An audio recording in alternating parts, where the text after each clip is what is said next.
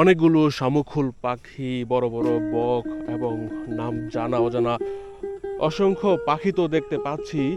এই ড্রোন ভিউতে দুই ইউনিয়নের অনেকগুলো গ্রামের দেখা পাচ্ছি।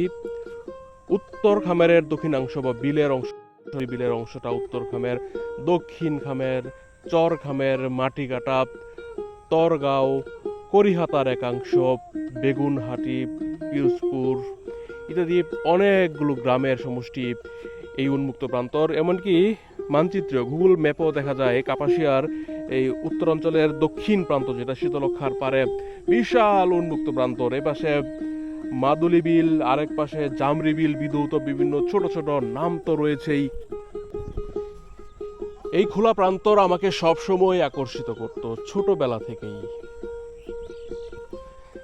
খামের নামে এখানে দুই ইউনিয়নে তিনটি গ্রাম রয়েছে, উত্তর খামের, দক্ষিণ খামের এবং চর খামের। খামের কোথা থেকে এসেছে? খামার শব্দ থেকেই খামের এসেছে। এখানে খামার ছিল, বিশাল বড় আকারের টেকটিলা এবং সমতল বিলাঞ্চল মিলে এই যে বৈচিত্র্যময় ভূপ্রকৃতি, এখানে খামার ছিল। এখন সেটা কোন আমলের সেটা প্রমাণিত নয়।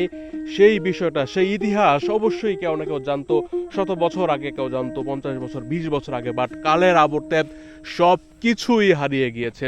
এখানে একটি ছোট্ট গ্রাম রয়েছে মাটিকাটা। এই গ্রামের নামে বিশাল উত্তর খামের গ্রাম, দক্ষিণ খামের গ্রাম ইত্যাদি পুরো অঞ্চলটাই এই মৌজার অন্তর্গত, মাটিকাটা মৌজা।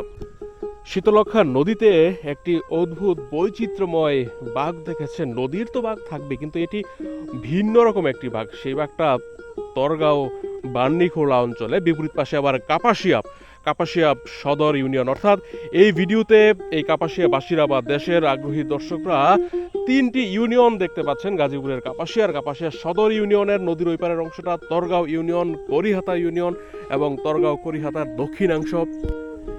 একবার যেতে দে না আমার ছোট্ট সোনারগাঁয়ে। দুই পাশে ধান ক্ষেত, মাঝখানে এরকম মাটির রাস্তা, নিরিবিলি প্রান্তর, গ্রাম্য পরিবেশ, পাখি ডাকছে, পরন্ত বিকেল। এই অনুভূতিটা অসাধারণ। এটি আসলে আপনি গ্রামে বড় হয়ে থাকলে আপনাকে নস্টালজিক করে দিচ্ছে নিশ্চয়ই।